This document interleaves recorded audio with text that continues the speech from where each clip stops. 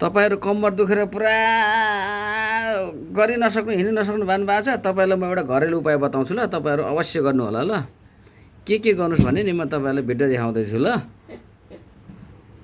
पहिलो भनेको यो लसुन, जुन तपाई लोकल लसुन, यो लोकल लसुन तपाईले दुईटा जति रेडी गर्नुस्। अनि त्यसपछि यसरी भुक्रा पिल्छेर यसलाई चम्चाले किच्याउनुस् है।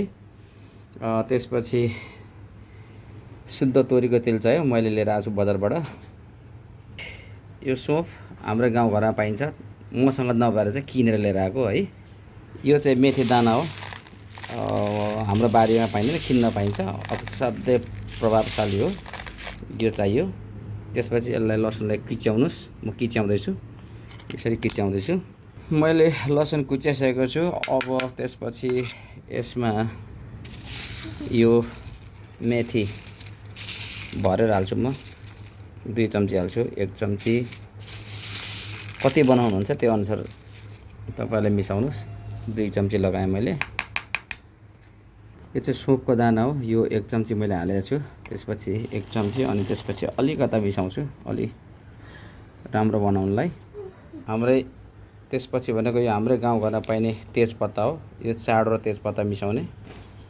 यसरी तेजपत्ता टुक्रा टुक्रा बनाएर मैले मिसाइसकेको छु। त्यसपछि यो तोरीको तेल सरर खनाउने, यसरी पुरै खनाउने। साथीहरु लोभ चाहिँ गर्नु हुँदैन औषधिको लागि, पुरा खनाउने यसरी। त्यसपछि यसलाई हामी ग्यासमा लगाएर यसलाई तताउँछौँ। यहाँ मैले ग्यास रेडी पारिसकेको छु। अब यो तेललाई यसरी हामी बसाउँछौँ। बसाइसकेपछि यसलाई एकदम स्लो बनाएर है, हिटिङ नगर्ने, धेरै हिटिङ नगर्नु।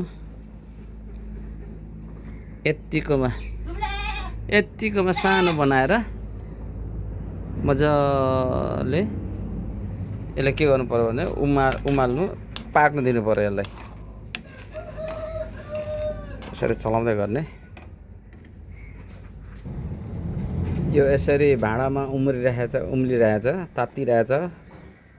तपाईहरु अलि ठुलो भाँडा लिनु होला, किनभने यो उम्लेर माथिसम्म आउने गर्छ। त्यसले गर्दाखेरि मैले ठुलो भाँडामा हालेको छु। अघि सानो भाँडामा देखाइरहेको थिएँ। त्यसपछि यसलाई चेन्ज गरेर ठुलो भाँडामा राखेको छु, ताकि उम्लेर नपोखियोस् भनेर है त। बेला बेलामा यसो चलाउँदै गर्नु होला, ताकि यो कतिको खरिया छ छैन भनेर थाहा हुन्छ। यसरी हेर्नुस्, अलि रातो रातो फ्लेभर आउँदैछ, अलि रातो रातो हुँदैछ। हेर्नुस् है, अलिकता खरेको जस्तो भइरहेछ।